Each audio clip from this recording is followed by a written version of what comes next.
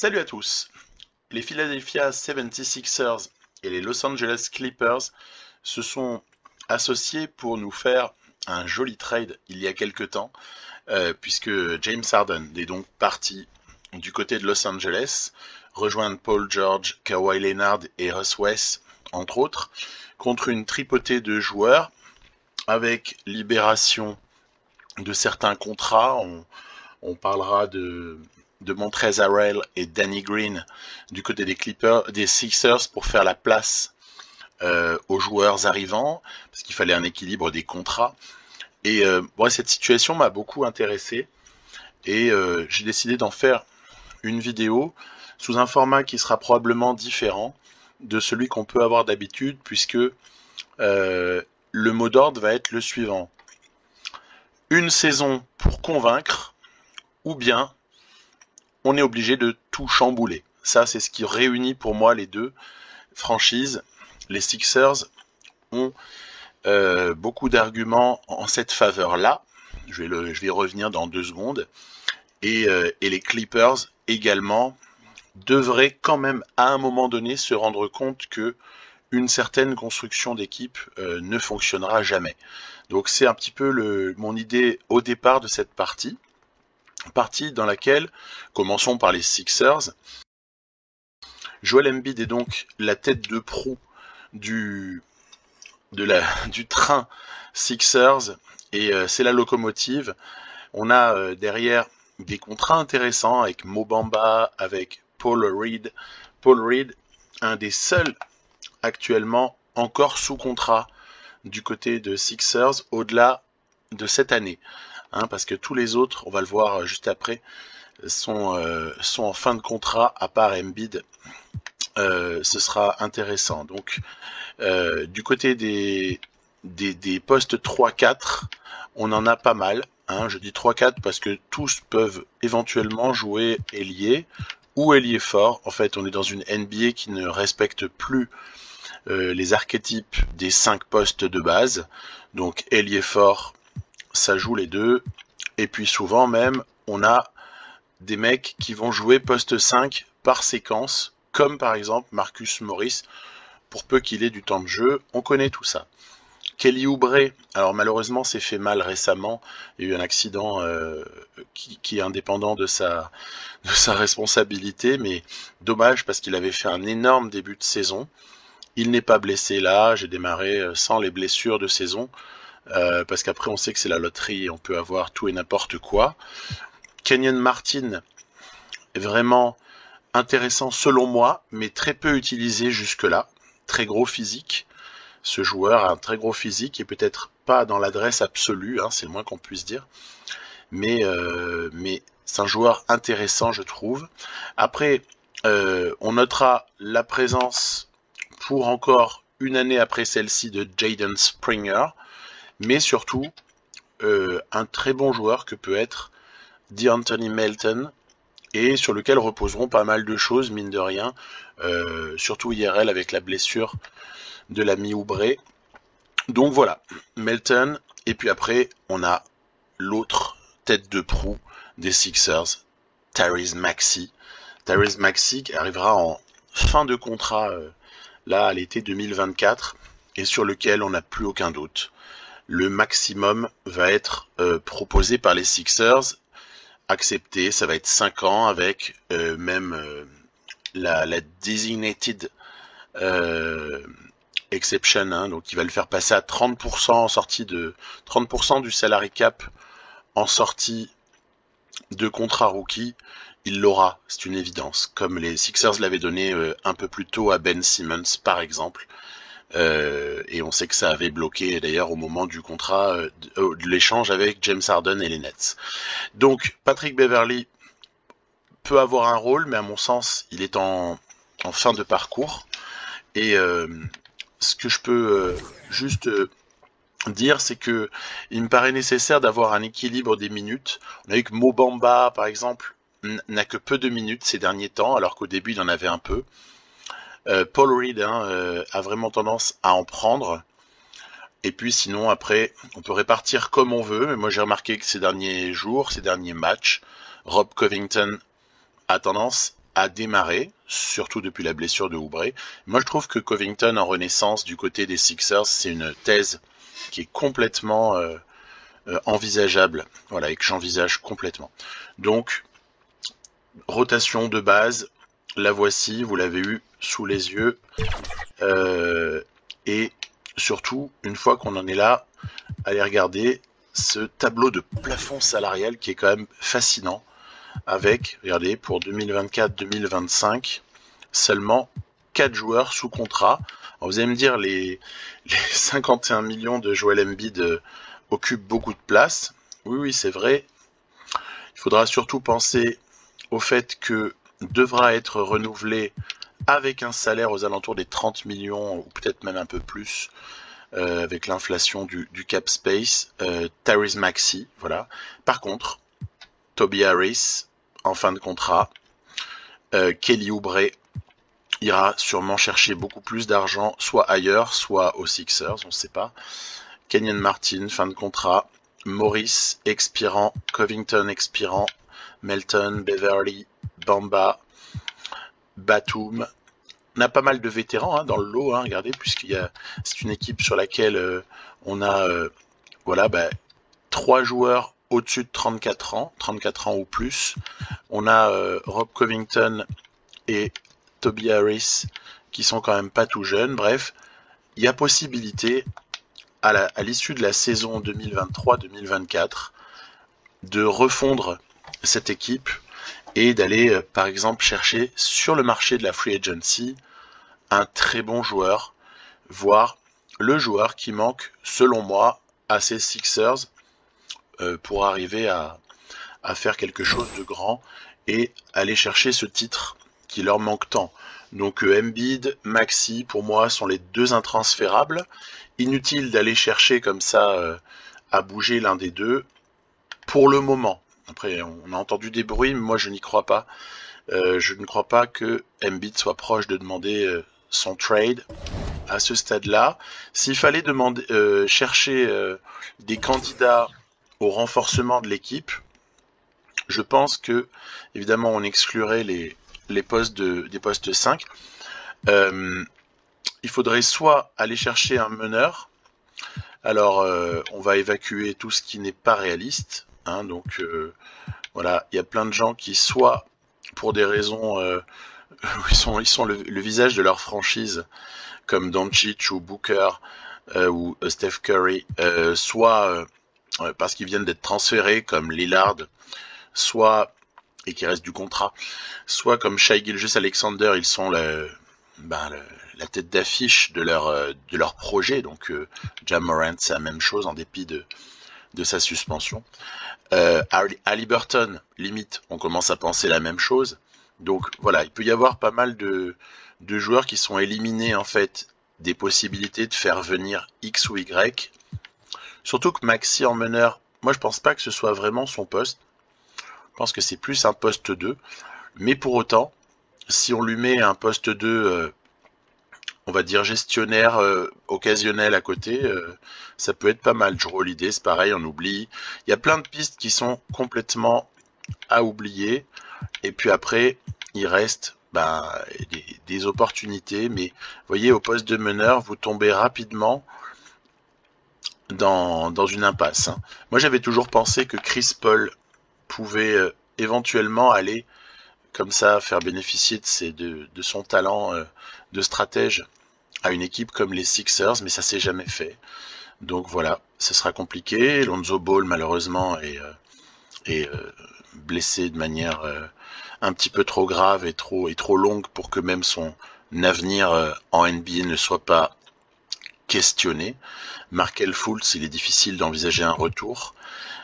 Puis après, voilà, vous voyez, vous tombez rapidement dans une autre catégorie de joueurs, ce qui fait que les opportunités, elles paraissent pas limpides à ce moment-là. Après, moi, ce que je pense, c'est que il y a quelques candidats peut-être sur d'autres postes classifiés, parce que on sait bien que poste 1, poste 2, c'est comme poste 3, poste 4, il n'y a pas non plus une frontière infranchissable et on peut associer certains joueurs. Je pense qu'un joueur comme Zach LaVine devrait pouvoir être une cible. On verra s'il y a des assets, mais pour moi, il n'y en a pas assez. Mais je pense que dans l'hypothèse d'une explosion des Chicago Bulls, Zach LaVine, ça peut complètement faire l'objet d'un trade. Et les Sixers seraient tellement bien inspirés d'aller chercher le potentiel de scoring, notamment, et le côté vraiment inarrêtable par moment que peut avoir un Zach LaVine. Et après, sinon, vous voyez, pareil, on tombe soit dans des catégories de joueurs qui seront jamais lâchés comme Jalen Green par Houston, soit dans des catégories de joueurs qui auront du même Vassell aux Spurs. On pense bien que les Spurs ne se déferont pas de Devin Vassell. Et tout de suite, voilà, même Giddey, pareil, il appartient au projet du Thunder. Il y a comme ça, après, une descente en grade. Et on s'aperçoit qu'il n'y aura pas d'opportunité pour tout un tas de types de joueurs. Pareil, KD, après, Butler, Jaylen Brown, Paul George. Sinon, voilà, il faudrait qu'un projet échoue et qu'une très grosse pointure devienne transférable. Voilà, donc il y a comme ça, moi je pense à Ingram, je me répète, désolé, mais pour moi il y a des pistes réelles en NBA en ce moment, et puis il y a des joueurs par contre dont on peut même pas envisager le départ de leur franchise. Après, on est toujours surpris avec la NBA, et il y a toujours des choses auxquelles on n'aurait jamais pensé, donc pas non plus dire que jamais au grand jamais certaines choses ne vont arriver, mais je ne pense pas en tout cas qu'elles arrivent. Tiens, au passage, vous avez vu l'excellente re-signature par les Wolves de Jaden McDaniels, le belligérant de l'autre soir d'avec Klay Thompson, avec le fameux étranglement par Draymond Green himself. Donc voilà, pour ce qui est de l'Est, après on va avancer, mais ce que je vais développer, c'est ces Sixers. Après, du côté de l'équipe partenaire, à savoir les Clippers, moi, je vais déjà vous choquer d'entrée ou pas, mais je n'en vois qu'un seul qui pour moi est intransférable à ce stade-là, c'est Kawhi Leonard. Et puis j'en ai mis un deuxième, c'est Terrence Mann. Et puis s'il fallait en rajouter un troisième, parce qu'on est obligé de se projeter vers la suite et que le projet n'a pas abouti, je garderai Bones Island sur un projet comme celui-là. Mais on sait qu'il y aurait de longues années de disette. Tiens, je vous ai juste pas montré un truc qui pour moi est essentiel. Quels sont les tours de draft disponibles de chacune de ces deux équipes? Les Sixers, vous avez vu, ils n'ont rien à proposer actuellement. Rien. Parce que le premier choix de 2024, on peut pas l'échanger. Stepien Rule, le 26, on peut pas non plus. Et donc, à l'arrivée, on n'a plus rien en magasin. Donc ça, c'est un paramètre important parce que si on veut aller chercher Zach LaVine ou Brandon Ingram, on ne pourra pas payer avec des tours de draft, à moins de trouver d'autres partenaires avant et d'échanger les joueurs au compte-gouttes avec d'autres franchises. Mais je demande à voir. Honnêtement, c'est pas facile. Donc plutôt la free agency pour les Sixers. Ensuite, du côté des Clippers, c'est pareil. On s'est dépouillé pour faire venir James Harden. Tout au plus, il peut rester un choix 2028 qui est encore disponible, mais c'est vraiment tout ce qu'on peut avoir en magasin. Donc on s'est dépouillé et on vise ni plus ni moins que le titre avec une équipe sur laquelle moi je suis pas extrêmement optimiste. Allons-y. Admettons que Bones Island, qui a très peu de minutes, et qui a été, pour ainsi dire, éjecté de Denver, et bon, il a du mal à trouver sa place, Bones Island. Admettons qu'il puisse avoir un avenir, on verra, mais regardons surtout qui va jouer le plus de minutes. Russ West, en véritable petite renaissance depuis qu'il est rentré aux Clippers. Ok, pourquoi pas. Mais là encore, il peut y avoir des tas de questions sur le jeu en NBA avec Russ West en 2023. Après, il y a le nouvel arrivant, James Harden. Alors lui est une sécurité de points a priori, même s'il a moins de régularité qu'à l'époque de Houston, mais il est une garantie de points et de passes décisives. est une garantie de certains aspects, mais est-ce qu'il est une garantie de victoire et de performance dans l'Ouest? Bah ça reste à prouver en fait. Donc moi je suis très très dubitatif sur la pertinence de la venue de James Harden du côté des Clippers. Après, il y en a un par contre sur lequel on peut toujours compter. En sortie de banc, le mec fera toujours le boulot, c'est Norman Powell. Donc là on est sur un joueur assez intéressant. L'effectif avait été complété par la signature de Josh Primo au minimum, qui avait été licencié, vous vous souvenez, il avait été coupé par les Spurs suite aux affaires dont vous avez entendu parler. Josh Primo aura-t-il un rôle aux Clippers? On verra. Brandon Boston, à la limite, ça pourrait être un prospect qui est clos, on ne sait pas tellement. Est-ce qu'il reste vraiment du potentiel? Est-ce qu'il y a une place à se faire en NBA pour Brandon Boston? On ne peut pas le garantir à ce stade-là du tout. Ce qui fait que on va reporter nos espoirs pour les sorties de banc vers Terrence Mann, qui lui par contre paraît être un vrai bon joueur, souvent sous-coté et polyvalent en plus, peut jouer sous poste 1, 2, 3 s'il faut. Il a des qualités, il a une taille intermédiaire qui cadre bien avec cette polyvalence. Paul George, on ne présente plus. En fin de contrat, Paul George, mais avec tout de même une option joueur.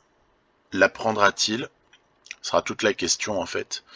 Paul George prendra-t-il son option? Tout va se jouer là-dessus, quelque part. Et la même chose pour Kawhi Leonard, qui a la même option, il a le même contrat. Et qu'est-ce qui va se passer à l'été 2024 aux Clippers, je vous le demande? C'est pas évident. C'est pas évident à déterminer. PJ Tucker était peut-être encore une bonne pioche du trade. Je pense qu'il lui reste encore un petit peu dans le moteur à l'ami PJ Tucker. Puis après, à l'intérieur, on a Zubac et Mason Plumlee qui honnêtement font le boulot. Je pense pas que le problème des Clippers, ils viennent de leur pivot. C'est quel que soit celui qui est aligné sur le terrain, on est sur quelqu'un de très très solide et de très très sérieux. Donc rebond, une certaine défense, petite contribution en attaque. Il n'y a pas non plus de scandale. C'est plutôt comment le ballon va être utilisé par les 4 autres. C'est ça qui peut nous intéresser. J'ai proposé une petite rotation en essayant d'inclure donc Plumlee, Powell, Mann, Bones Island et PJ Tucker sur la sortie de banc. Voilà, en me disant que par exemple Harden aimerait être sur le terrain en alternant. Enfin, il faut alterner, hein, il faut mettre 2 stars ensemble quasiment en permanence. Et comme ça, on a peut-être une certaine qualité de jeu et un scoring qui tombe pas en déliquescence dès lors que vous avez plus votre star sur le terrain. Donc j'ai essayé de me baser sur ce principe-là, en se disant que le jeu déciderait de ce qu'il fait avec sa manière, je dirais, de gérer les choses. Hein, on sait que, est-ce que sur le plan défensif, cette équipe va peser? Est-ce qu'au rebond, elle va exister? Très très important en simulation, ce genre de truc.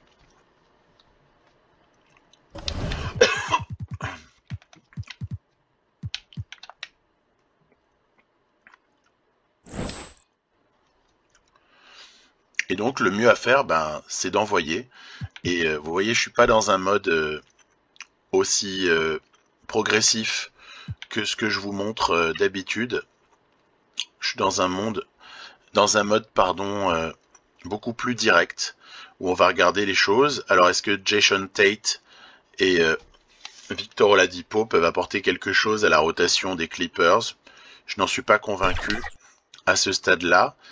On va avoir un équilibre au bout de 6 matchs pour ces Clippers, et on va avoir un équilibre également pour les Sixers, toujours au bout de 6 matchs. Donc, on avance. Moi, j'ai souvent tendance à prendre les choix automatiques des objectifs. De toute façon, on dispose de tellement peu d'espoir de bien drafter à ce stade-là que ça sert à rien d'espérer non plus énormément. Est-ce que Haywood Highsmith pourrait aller du Heat vers les Sixers pour une plus-value à l'heure actuelle? Je n'en suis pas convaincu. Vous voyez que ça commence, le bateau commence déjà à tanguer du côté des Clippers. On va avancer ici, voilà par exemple. Alors on a de la chance, pour l'instant il n'y a toujours pas eu de blessure. Donc bon, on va bien voir, hein. On va bien voir la manière dont ça se passe. 10-10 au bout de 20 matchs. Équilibre quasi parfait. Côté Clippers, on voit que les Mavs ont démarré très fort avec les Lakers. Les Blazers, énorme. Énorme les Blazers qui démarrent comme ça. Les Grizzlies aussi qui sont en sur-régime. En même temps, Ja Morant n'a pas été suspendu. Et puis du côté de l'Est, ça commence plutôt bien pour ces Sixers qui sont déjà installés, on va dire, dans le top 5 en termes de nombre de victoires et d'écart qui les séparent, alors que les Bucks, par exemple, semblent plus avoir de mal. Donc c'est intéressant. On continue à avancer ici. Je vais m'arrêter à l'endroit où on aura un premier rendez-vous entre les deux équipes. Premier rendez-vous entre ces deux équipes-là, il est pour quand? Il est pour dans longtemps.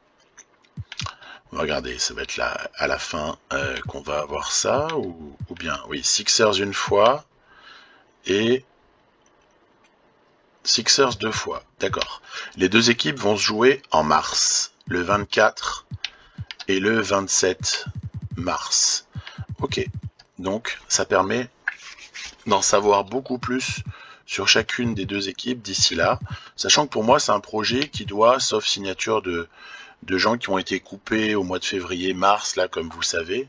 C'est un projet qui doit aller jusqu'au bout, quasiment avec les mêmes effectifs. Hein. Donc on va renvoyer en G-League les gens qui nous empêchent de continuer la simulation. Westbrook contre Moody. Et vous savez que moi, je prendrai tous les jours ce genre de truc. Mais vraiment, hein. Moses Moody contre Russ West. Je prends après Warriors qui accueille Westbrook. Comment vous expliquer l'invraisemblance du truc, quoi. Donc voilà. Ah, quand même, enfin une petite blessure. Sinon, vous allez croire que je joue sans blessure, ce qui n'est absolument pas le cas. On va laisser Hamilton ses minutes. Il est pour moi important. Puis après, on ira faire un premier point statistique.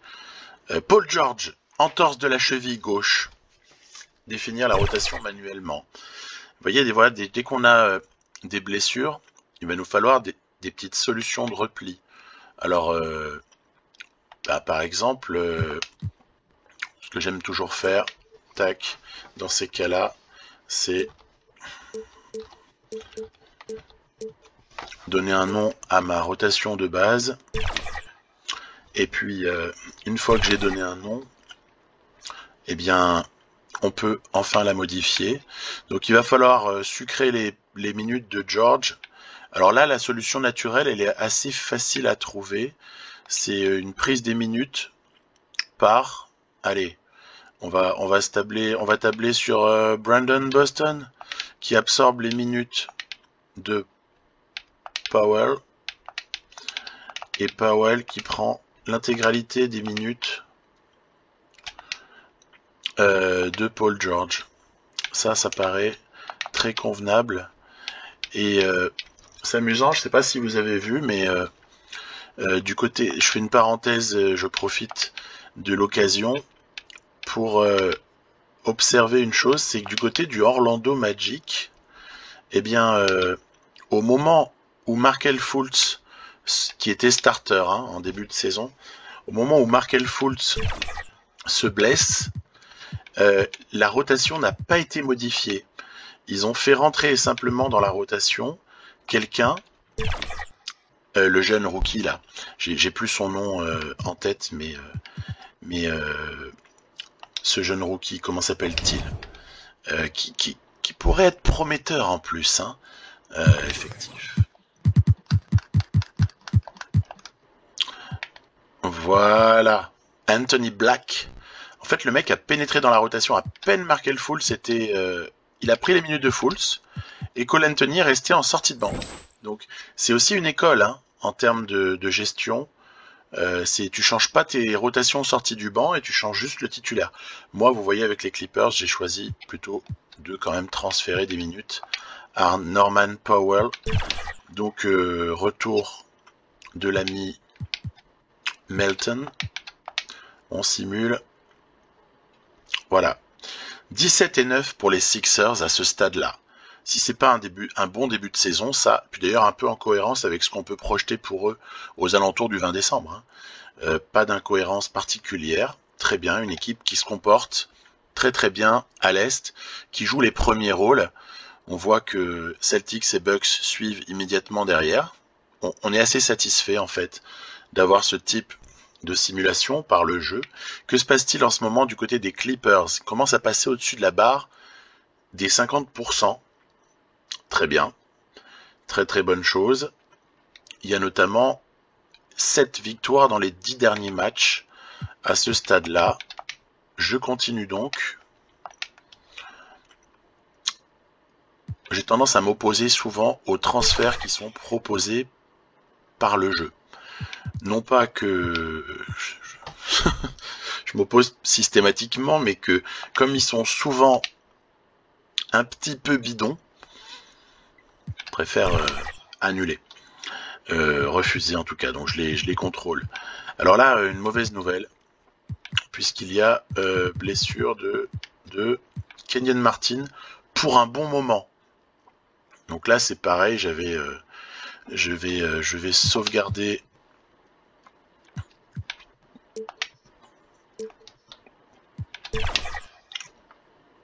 ma rotation, et puis après évidemment il va falloir redistribuer.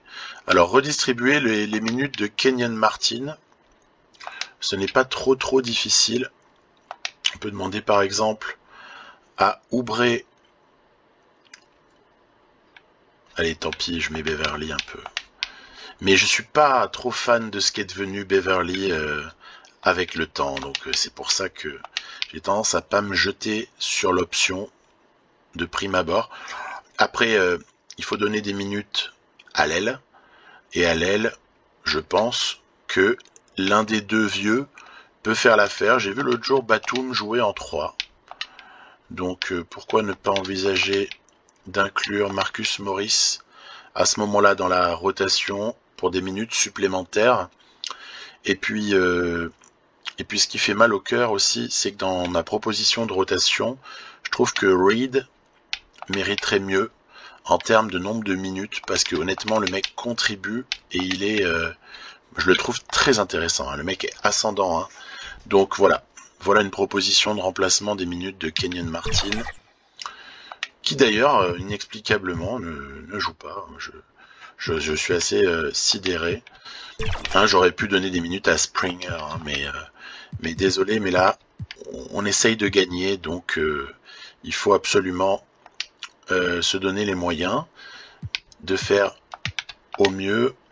Micic, intéressant Micic, quel joueur plutôt beau à voir. Après on nous propose quoi? Recevoir Chris Boucher ainsi que...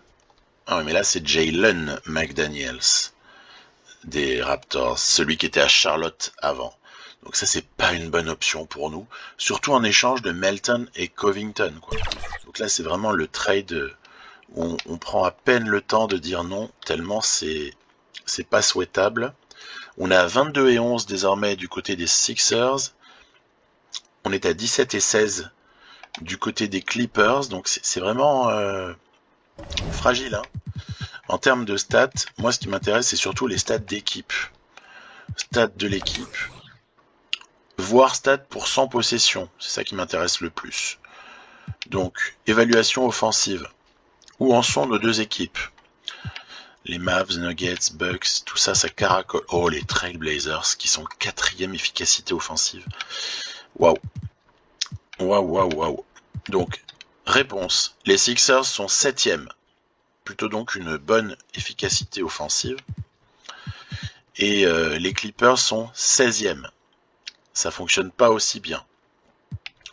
Et du côté de l'évaluation défensive, on a les 76ers qui sont 5e. Donc c'est pas une mauvaise défense du tout. Ça veut dire qu'ils sont 7e et 5e. Ça aussi explique quand même qu'on est sur une bonne équipe, qui a des chances d'aller un peu loin en play-off. Et en revanche, 6, 7, 8, 9, 10, 14e pour les Clippers, qui se retrouvent donc vraiment ventre mou.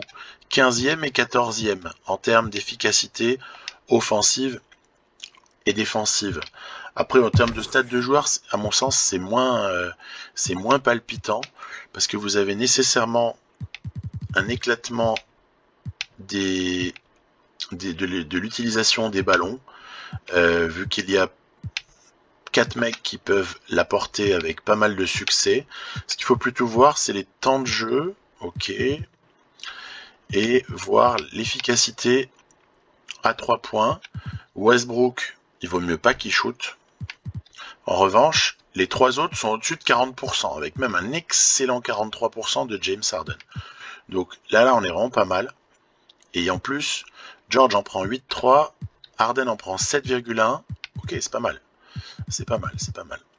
Alors, entendu, donc, du côté du 5 majeur, il y a une contribution qui est pas mauvaise. Leonard à 51,5% au global. C'est pas mal non plus. Je switch sur le banc. Alors, Norm Powell apporte quelque chose réellement, avec une efficacité quand même assez correcte.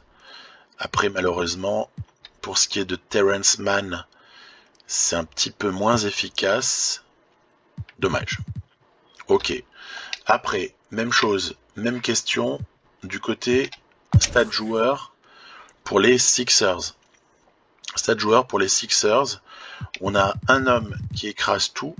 Tiens donc, est-ce surprenant? Voilà. J'ai ma manette des fois qui déconne quand je vais à gauche, elle va aussi en bas. Peu importe. Maxi, 20 points et demi et 4 passes avec une adresse à 41% à 3 points. Ouais, ça va. Franchement, c'est très correct. On comprend que l'équipe fonctionne bien avec ces contributions-là. 28 points pour Jojo, ok, très bien, on n'est pas surpris. Harris, 14. Oubre, 17. Ah ouais, tiens, c'est marrant, c'est vraiment en rapport avec la réalité. C'est-à-dire que Oubre veut vraiment s'éclater, hein, tant qu'il jouait. Covington dans un rôle plus obscur, on n'est pas surpris. Et après, au niveau de tout ce qui sort du banc, Melton a plus de minutes. Après, Batum, Beverly, Reed, Morris, Bamba ont des statistiques assez modestes et peu significatives. À la limite, ce qui peut être intéressant, c'est, vous savez, le PER. Hein, c'est pas F, c'est NEJ, je pense. Ce qu'on appelle le PER. Ça veut dire que ce sont les joueurs qui contribuent le plus en termes d'efficacité. Et du côté des Clippers, on a quand même les stars qui contribuent de manière plus que sympathique. Après, ce que je vais toujours reprocher à ces statistiques avancées, c'est que ça favorise les joueurs qui ont un gros volume. Que ce soit un volume couronné de succès ou un volume un peu stérile par moment, quoi. Bon, on avance. Définir la rotation manuellement, c'est là qu'on est heureux d'avoir sauvé. Voilà, on est heureux d'avoir sauvé. Brandon Boston retourne le pauvre sur le banc. Primo, c'est dommage, avait pris un point. Il y a de la progression dans l'air, hein, sur certains joueurs. Bones Island confirme à 76. Ce qui n'est pas un mauvais overall, hein, pour quelqu'un qui sort du banc. En revanche, Zubac semble mécontent. Tiens, pourquoi donc? Je ne suis pas sûr de vouloir rester à Los Angeles, mais j'ai encore tout le temps d'y réfléchir. Ah, il veut un plus grand rôle dans la tactique. Bon, en gros, traduction, j'aimerais être dans les priorités offensives. Russ West, peut-être. Ouais, bah écoute, le -1 n'est pas forcément justifié, ok. Ça va. Allez, rien à signaler de particulier. Oh là là, la vilaine série. La vilaine série du mois de janvier. Westbrook serre les dents. Il continue à jouer malgré la douleur. Ce trade ne m'intéresse pas avec KCP pourtant, mais voilà. Ensuite, on continue. On arrive au 24 janvier. Ah, la vilaine blessure pour Bones Island. C'est dommage. C'est dommage, mais pas fondamental. Parce que on trouvera toujours quelqu'un qui occupera ces minutes-là. Donc, pas de problème. On va transférer à Terrence Mann ce type de minutes. Il n'y a pas de problème. Moi, je demandais à Boston de prendre les minutes. Et puis, moi, j'ai aucun problème à rebasculer Terrence Mann en meneur alternatif. Je pense que le joueur a tout à fait la capacité de faire ça. Par contre, il a peut-être trop de minutes d'affilée. Donc, par exemple, faire ceci, voilà, hop, et faire en sorte qu'il ait une petite coupure à la fin du 4e quart. Dommage pour Bones Island. J'espère que la régression de stats ne viendra pas accompagner cette blessure. Ouais, ce serait vraiment dommage. Donc voilà. En fait, quand on fait des échanges de minutes comme ça ou de positions dans l'effectif, il y a moyen de bousiller sa rotation avancée. Donc c'est ce que je cherche à éviter, évidemment, vous en doutez, pour essayer d'être efficace, pour pas qu'il y ait des délais de choses qui se passent, qui soient un peu pénibles à regarder. Bassi contre D'Anthony Melton, no way, mec. Je n'ai pas besoin de cet échange-là. On est maintenant en voie d'approche du mois de février. On pourrait récupérer un pic. Les Grizzlies nous donneraient un premier tour 2025 pour Kelly Oubre, mais on n'est pas dans une stratégie où on vend. Je suis désolé, mais on n'est pas du tout dans cet esprit-là. Clippers envoient Vucevic. Bulls reçoivent Norman Powell. Comment vous expliquer que je n'ai pas envie de ce trade? Je pense que c'est assez évident. Après, est-ce qu'on ne donnerait pas Mo Bamba aux Nuggets, au Thunder, pardon, au Thunder, mais il y a un choix des Nuggets dans la balance pour récupérer un premier tour des Nuggets 2027, bof, avec Jokic et compagnie. Même le 2027, c'est pas un énorme cadeau qu'on nous fait là. Donc là, c'est marrant, le Thunder qui essaie d'utiliser ses pics de draft.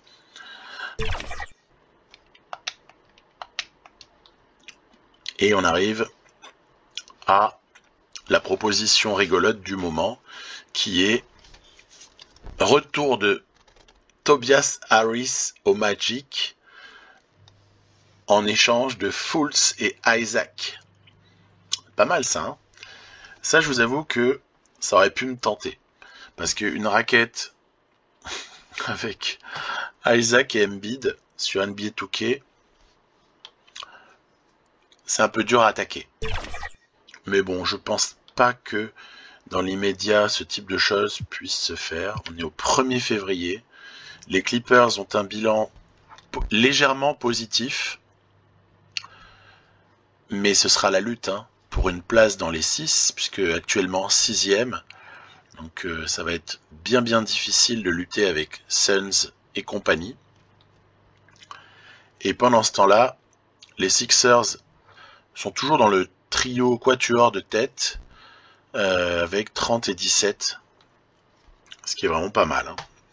Très beau bilan à ce stade-là. Donc allons jusqu'à l'avant-veille de la trade deadline, et puis ce sera déjà pas mal. Surtout pas voir la sélection du All-Star Game, qui là n'intéresse personne. Bol Bol contre Primo Diabaté. Je ne sais pas comment réagir. Lakers, Pacers pour Gabe Vincent, dont ils cherchent à se débarrasser pour faire venir Daniel Theis. Non, non. Vous n'êtes pas sérieux, les mecs. Vous n'êtes pas sérieux. C'est un trade pourri qu'on propose là. Donc, écoutez, c'est pas mal tout ça. Hein. Deuxième, les Sixers. Clippers, toujours en balance. Allez, on va passer la trade deadline a priori. On va quand même juste jeter un œil du côté des prolongations de contrat. Des fois que quelqu'un souhaite prolonger, même si je vous dirais que c'est pas vraiment dans ma priorité du moment vu la thématique de la partie.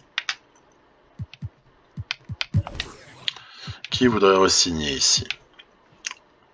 Test agent libre, inéligible, ok, d'accord. Bon ben, il y aurait Marcus Morris qui pourrait re-signer. Je pense pas que ce soit la priorité de le re-signer au mois de février. Hein, on a tout le temps de le faire l'été si on le souhaite. Alors voilà, à ce moment-là, le 6 février, tout de même, la seule chose qu'on peut vouloir savoir, c'est s'il y a une opportunité de trade vu l'évolution des choses dans la partie, quoi. Hein. Donc, non, c'est pas de ça qu'il s'agit. Classement par conférence, voilà. Moi, je veux savoir où en sont les Bulls. Donc, 4, 5, 6, 7, 8, 9. Les Bulls sont 9e. Ils sont à la lutte pour le play-in. Donc, je ne pense pas que Zach LaVine soit encore monnayable a priori. Mais, on peut se tromper. Donc, on peut tout de même aller voir si, à tout hasard, quelque chose serait proposé en échange de Zach LaVine. Et là, vous ne rêvez pas. Vous ne rêvez pas. Non, personne ne rêve. On a incroyablement, mais vrai, des Bulls qui souhaiteraient faire un échange entre Toby Harris, expirant, et Zach LaVine. Alors là, je vous avoue que je suis troublé. Je suis complètement troublé de voir ça. Moi qui disais, il y a quelques minutes, que c'était inenvisageable de ne pas aller au bout finalement de ces projets-là et que ça devait vivre ou mourir de cette façon-là. Qu'est-ce qu'on peut deviner? Petit 1, hypothèse petit 1, craquage de l'ordi, craquage du jeu, quoi, qui propose quelque chose qui n'a pas de sens. Mais petit 2, petit 2, hein, c'est simple. Hein. Allons voir le tableau de plafond salarial des Chicago Bulls. Est-ce que les Chicago Bulls ne chercheraient pas éventuellement à faire place nette pour l'année suivante? La réponse, elle arrive de suite. Hein. Qu'est-ce qui reste? Il y a un Vucevic qui a tenté de se faire transférer contre de l'expirant, ou presque. Il reste Kobe White. Il y a une option sur Lonzo, ok. Il reste Caruso. Il reste Dosunmu. Jevon Carter. Et après, la voie est libre pour une reconstruction puisque DeRozan arrive en fin de contrat. Donc, hypothèse 2 dans la proposition qui est faite ici. Les Chicago Bulls sont en reconstruction. Ce qui n'est pas une hypothèse débile, hein. Enfin, je sais pas ce que vous en pensez, mais moi ça me paraît complètement envisageable. Et honnêtement, j'ai vraiment envie de me laisser tenter. Parce que s'il y a bien une équipe qui a besoin de faire le push, c'est les Sixers, et que les Bulls veuillent reconstruire en se débarrassant donc du contrat longue durée de Zach LaVine, puis à un tarif aussi prohibitif. Hein. Il y a encore 43, 46 et 49 millions sur les 3 années qui suivent celle-ci. Hein. Donc ça pourrait être pas mal. En plus, on n'a rien à proposer, mais les mecs ne nous demandent rien en termes de pic de draft. Donc moi, je m'attendais pas à ce qu'ils proposent quelque chose, en fait. Bon, je crois qu'on va y aller. Voilà. On va y aller. Ça va être un premier fait d'armes incroyable que cette recrue de Zach LaVine aux côtés de Tyrese Maxey et Jojo Embiid pour ces Sixers. Ça va nous obliger à restructurer les choses. Pourquoi est-ce que LaVine est mécontent? Zach LaVine était mécontent. Pour quelle raison? Bah, du coup, il est content d'être tradé, évidemment, mais étrange. Ok, peu importe. Allez, tac, on va remettre les gens que je veux dans la rotation. Alors ça va redistribuer les cartes. Dans une NBA où on va demander à Tyrese Maxey de jouer en alternance avec Joel Embiid, et puis après il y a Zach LaVine qui va devoir prendre ses minutes. Alors j'ai choisi d'associer Zach LaVine quand même le plus clair du temps avec Embiid, pour essayer d'avoir une menace intérieure-extérieure dans ces séquences-là. Il faudra donc que Tyrese Maxey, en solitaire, fasse un petit peu plus son show dans les moments où les deux autres sont pas là, et donc ça veut dire que LaVine devra aussi peut-être partager un peu avec Embiid les ballons. Allez, gageons que ça puisse se faire. Et donc, ma rotation me paraît très correcte. Il y a peut-être un perdant à ce stade-là, c'est De'Anthony Melton, mais peut-être ne tardera-t-il pas à récupérer des minutes tout à fait satisfaisantes, parce que là, le pauvre, il est vraiment perdant dans le trade de Toby Harris. Après, voilà, on pourrait aussi positionner du Zach LaVine en poste 3, sans qu'il y ait non plus de hurlements pour exprimer le côté scandaleux. Ok, donc on va pouvoir désormais réavancer et peut-être aller plus loin avec ces Sixers-là. C'est en tout cas l'espoir que je peux avoir ici, 30 et 19, faisons mieux. Allez, on continue donc ici à avancer. On se satisfait de l'idée que ces Clippers, ça doit marcher avec ou sans tous ces gens-là. Mais il faut que ça fonctionne d'une manière ou d'une autre. Il faut que ça fonctionne. Donc Russ West, pas content. Lui est toujours blessé. Primo est spécialement mécontent. Bon, mais écoute, t'avais qu'à pas sortir ta tweet à qui tu sais. Ensuite, Terrence Mann a pris 1 point. Ah, ça c'est une grande joie, ça. Le 1 point pour Mann. Ah tiens, Kobe Brown, il a pris un petit peu aussi. Je crois qu'il a pris 2 points depuis le début. Moussa Diabaté a pris 1 point. Tiens, bon, allez. C'est quand même pas non plus la folie. Aujourd'hui que les transferts prennent fin, souhaitez-vous mettre un terme aux simulations et faire des offres? Alors, on veut faire des offres? Bah non, on va pas faire d'offres. Et on va juste continuer. Je suis sur une classe de draft, je ne l'ai pas précisé, qui est aléatoirement générée. Voilà, donc comme ça, c'est clair. Le All-Star Game, on va même pas regarder ce qui s'y passe. Aïe aïe aïe, regardez-moi ça. Elle est pas vilaine celle-là. Oh là la malédiction. Malédiction sur les Sixers. Déchirure du tendon rotulien droit pour la saison. Zach LaVine est donc officiellement out pour toute la fin de l'année. Bon là c'est un vrai drame. Hein.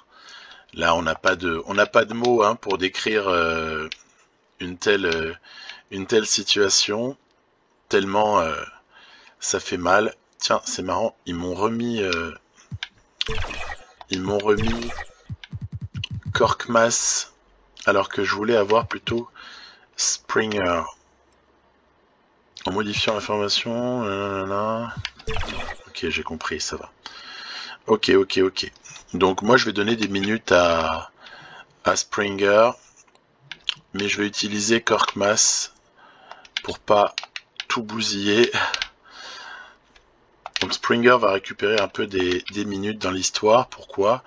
Parce qu'évidemment, De'Anthony Melton se retrouve avec un temps de jeu conséquent. Il prend le rôle de Zach LaVine. On aurait pu faire les choses différemment, savoir donner un petit peu plus à... C'est ce que je vais faire tout de suite. On va donner un peu plus à Kelly Oubre. Voilà. Et après, sinon, moi, ça me paraît pouvoir rester en l'état.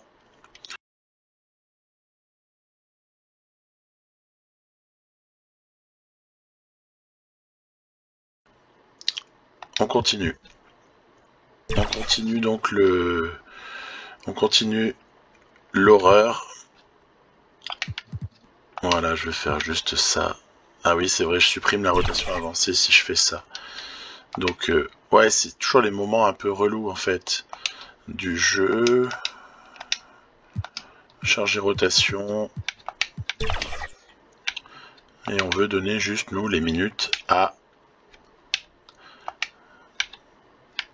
Jaden Springer. Est-ce qu'on va y arriver un jour? Plutôt qu'à Korkmaz. Moi, j'aime bien hein, Korkmaz. Mais bon, c'est juste que bah là, c'était Springer que j'avais décidé de privilégier. Qu'il fallait aussi lui donner un peu de temps de jeu. Donc, c'est un crève-cœur, hein, vraiment, que cette blessure de Zach LaVine. On n'utilisera jamais assez de superlatifs. Horreur totale que cette blessure pour Zaku. Ben voilà, on était pas mal jusque-là, on était à 33 et 22. Puis après, j'ai eu la bonne idée d'échanger Toby Harris contre Zach LaVine. Ben maintenant, c'est simple, on n'a aucun des deux pour la fin d'année. Donc, je crois que l'année est plus ou moins terminée. Pendant ce temps-là, les Clippers sont à la bataille, toujours avec leur quatuor fameux. On va bientôt s'affronter là, ça va être amusant de voir ces deux équipes l'une contre l'autre. Voulez-vous interrompre la simulation? Oui, on va quand même regarder si quelqu'un cherche à prolonger quelque chose à ce stade-là. Rien du côté des Clips. Morris toujours du côté des Sixers, mais ça n'est pas ma priorité. Ok, on continue donc. On continue donc à simuler. Les Sixers n'ont pas l'air de trop mal vivre les choses. Ah, retour de Bones Island. Ça fait plaisir. Ça fait bien plaisir. Du coup, il va reprendre ses minutes. On va revenir sur notre première rotation. Voilà. Avec le rôle de Man, le rôle de Bones Island. Tout le monde qui continue selon ce qui a été défini au départ. Et donc, un 5 mineur. Powell, Tucker, Plumlee, Man, Bones Island. Moi, ça me va. C'est très très bien. De l'autre côté, Kenyon Martin, sa blessure est enfin guérie. Il était temps. Il était temps parce qu'il commençait vraiment à nous manquer. Surtout en l'absence de LaVine avec le départ de l'ami Toby Harris. Donc ce que je vais juste faire, c'est toujours un peu technique, hein. Sauvegarder. Écraser. Sortir. Échanger. Parce que Zach LaVine, on ne le reverra pas de la saison, donc tant qu'à faire, autant qu'il soit hors des 13. Et ensuite, pouvoir enfin donner des choses comme on le souhaite. Alors, Kenyon Martin peut peut-être encore arriver à nous sauver en fait sur cette fin de saison. Parce que ça reste Kenyon Martin, donc c'est pas non plus, voilà, on parle pas de Kobe Bryant numéro 2, mais c'est quand même sympa d'avoir un joueur qui a cette énergie-là.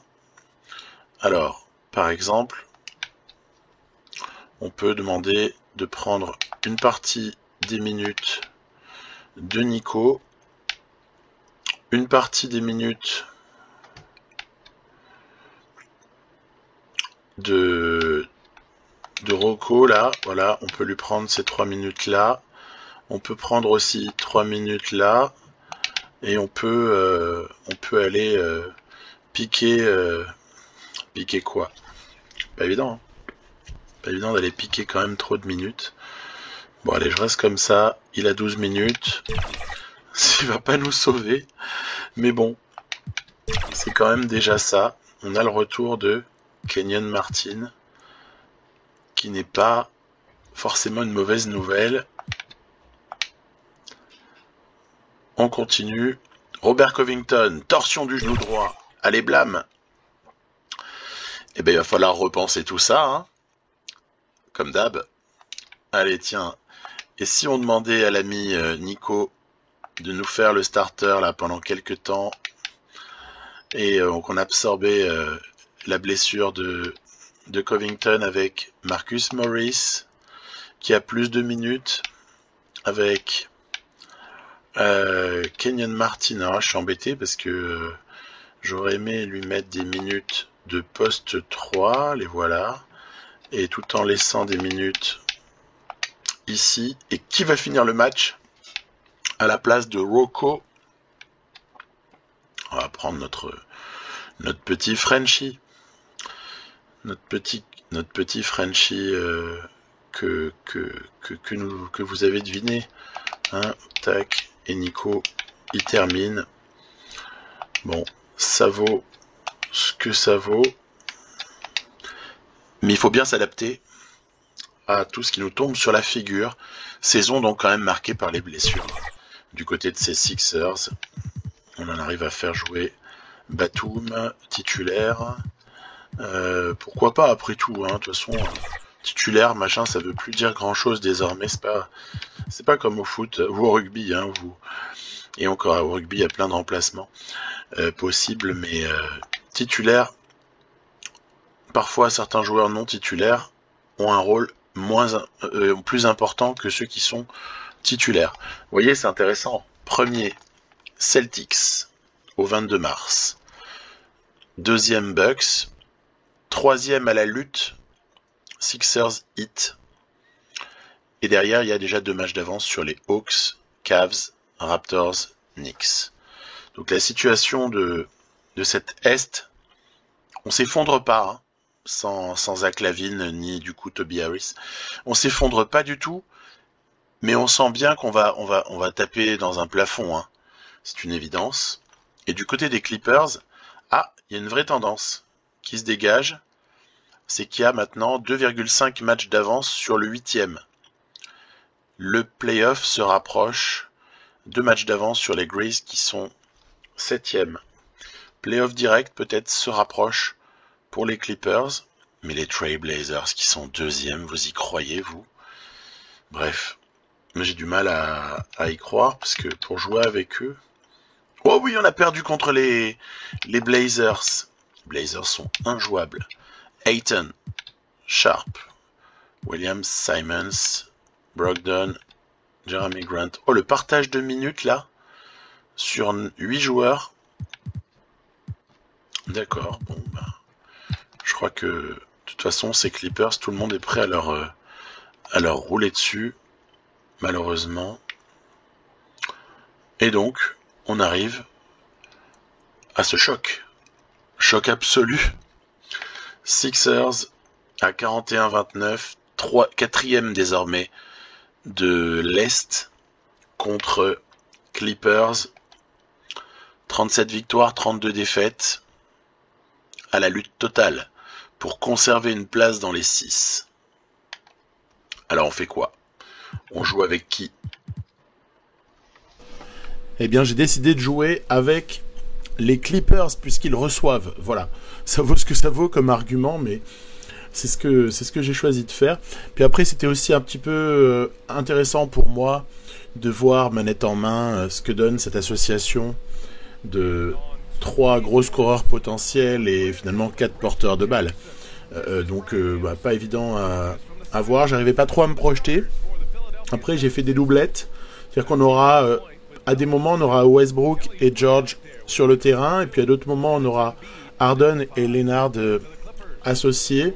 On peut éventuellement imaginer quelques petites séquences à deux, hein, en jeu à deux, à pick and roll, pick and pop, avec les mecs nommés, à voir. Donc en tout cas, il y en a qui se posent pas de questions. Première balle à l'intérieur, Embiid, 2 points, allez, c'est réglé. Deuxième séquence offensive des Sixers, Batum pour Maxi qui prend, hop, le drive, et qui vient comme ça sanctionner de 2 points plus un lancer franc à suivre. Donc bah voilà, Nico Batum, peut-être que ça aide encore même un peu pour le jeu. Va savoir si ceci est pris en compte par NBA 2K. En tout cas, bon passeur le Nico. Après nous on va avoir comme ça des petites séquences que je vais essayer d'animer. Alors là c'était PJ Tucker qui échoue.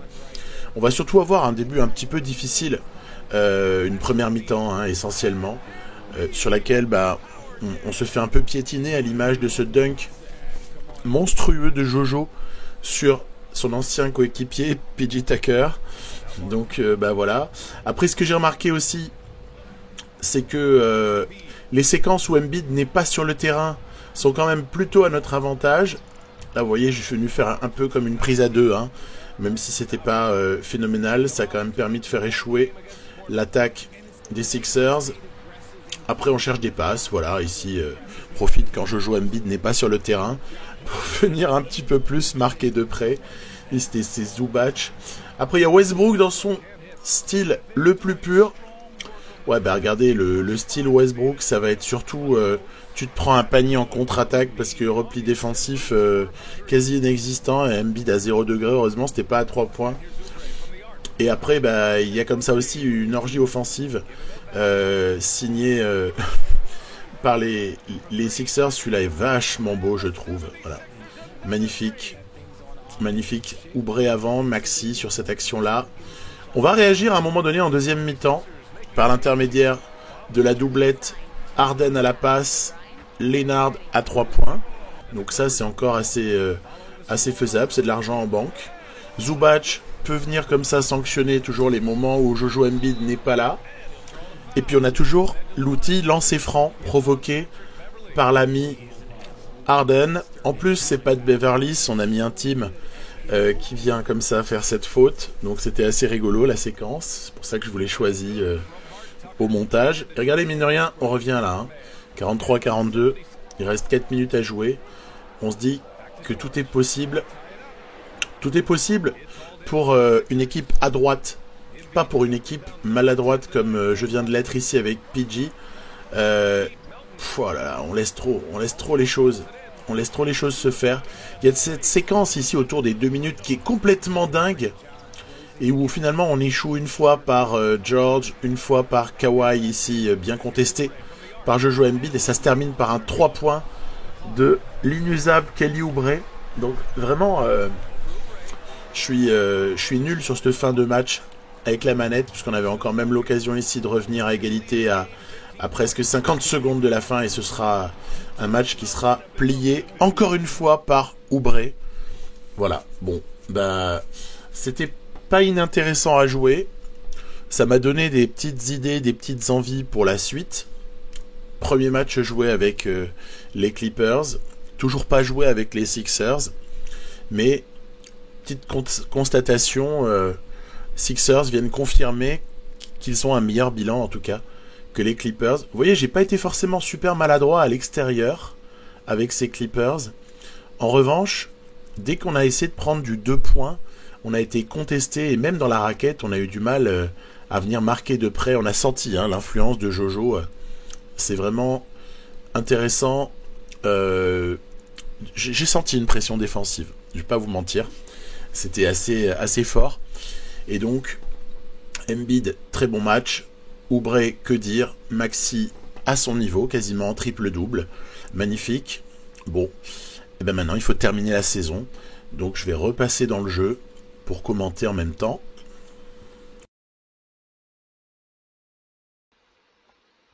Donc il reste 12 matchs à jouer là pour les Clippers.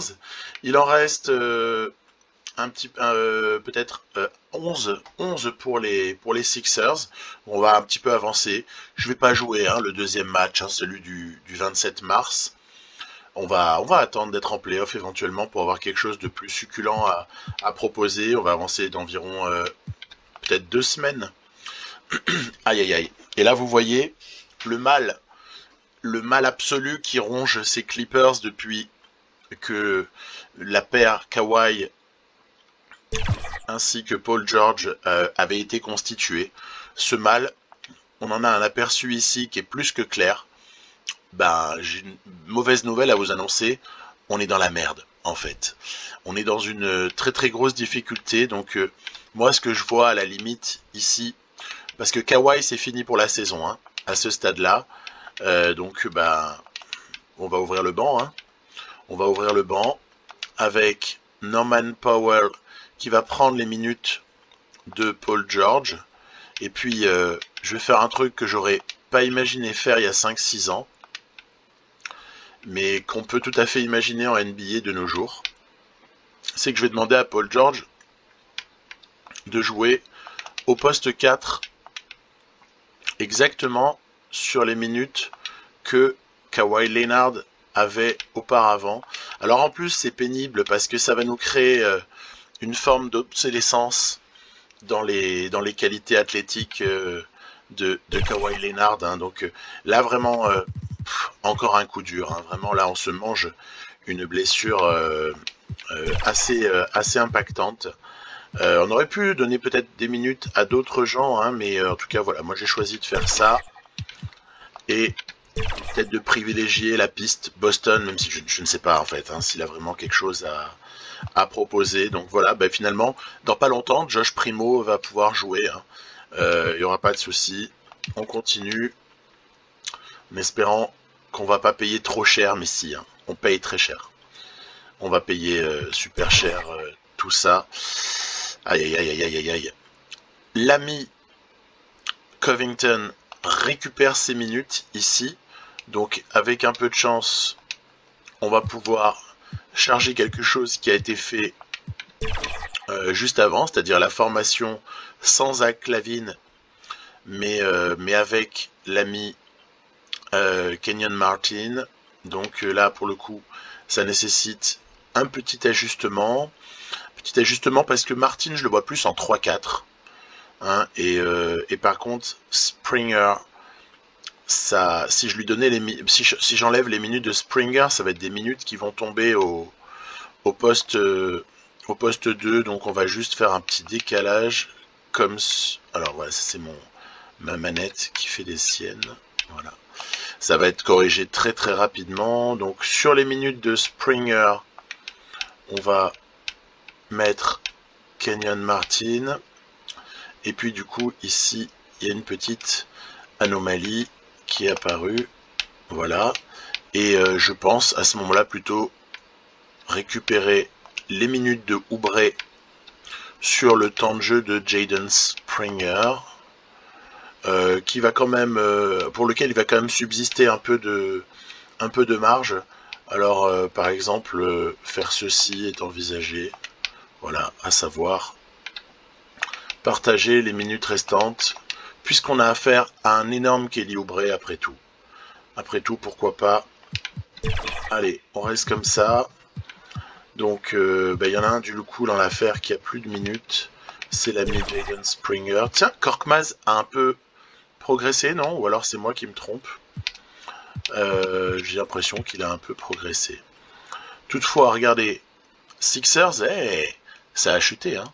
Bon, après, c'est tellement serré. Il y a une victoire d'écart entre la 3e place et la 7e à laquelle on se retrouve en queue de peloton. Et du côté des Clippers, la situation est plus que tendue, puisqu'on est à la lutte avec Thunder et Pelicans pour une entrée directe en play-off. Donc là, pour le coup, les 5 prochains matchs vont être décisifs. Victoire, victoire, défaite, victoire. Oh, ça, waouh, bouteille à l'encre. 80 matchs joués, égalité, pas loin d'être parfaite, mais on doit être moins bon dans le tiebreaker. Et pendant ce temps, les Sixers vont peut-être devoir passer par le play-in. Hein. S'il n'y a pas un petit miracle sur les 2 derniers matchs, ça sent le play-in pour une 7e place alors qu'on aura été tellement bien, on aura tellement bien figuré une bonne partie de la saison. Ça fend le cœur. Allez, un petit simcast pour se repositionner en 6e position. Voilà, pour le coup. Les Clippers aussi. Petit simcast. Le Jazz, mince alors. Ne peut pas me dire que le Jazz, c'est pas battable. Enfin, victoire prise. 7e place, toujours. Waouh, la lutte avec les Grizzlies. Ça va être au dernier match que tout va se jouer. Intéressant. Et ici, ça va aussi se jouer au dernier match face à une équipe qui a priori sortie de la course. On va voir ça tout de suite, de toute façon. Nets, Sixers. Allez, il nous faut une victoire ici. Et pas ce qui est en train de se dessiner, à savoir, waouh, défaite et qualification tout de même. Waouh, quelle chance. Quelle chance, les Raptors ont un peu craqué.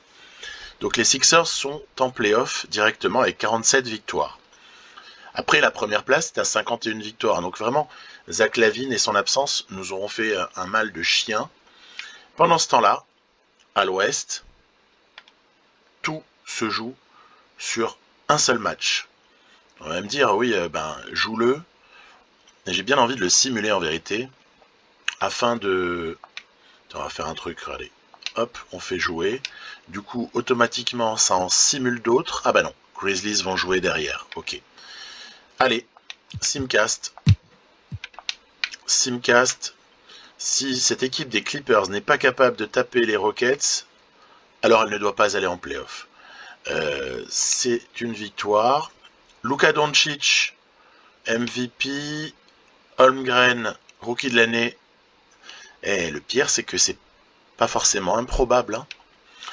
Chris Paul, meilleur 6e homme. Tiens, pourquoi pas. Giannis, toujours meilleur défenseur. Habitude sur My League. Meilleure progression, Alperen Sengun. Bah ouais, ça a du sens. Ça a du sens. Michael Malone. Bah oui, parce que les Nuggets ont roulé à peu près tranquillement. Ja Morant, LeBron James, Niko Jokic en first all team. Trae Young, Booker, Mobley qui fait une énorme saison. Et Jojo Embiid avec Tatum en seconde team. La 3e team, ok. All defensive, Kawhi Leonard. Au moins aura fait quelque chose de la saison. Chet Holmgren en first. Waouh. Alors ça, j'avoue, je suis chamboulé là. Je suis chamboulé. Anunoby. Ausar Thompson en 2e All Defensive Team. Ouais, des fois, c'est quand même un peu YOLO. Bref. Ouais, bon, pourquoi pas. On notera que Scoot Henderson n'a pas été en première team in NBA. Et que, finalement, on s'est retrouvé 5e avec les Clippers. Mais alors, c'est vraiment joué à 3 fois rien. 5e d'un côté, 6e de l'autre, avec fort à faire au premier tour.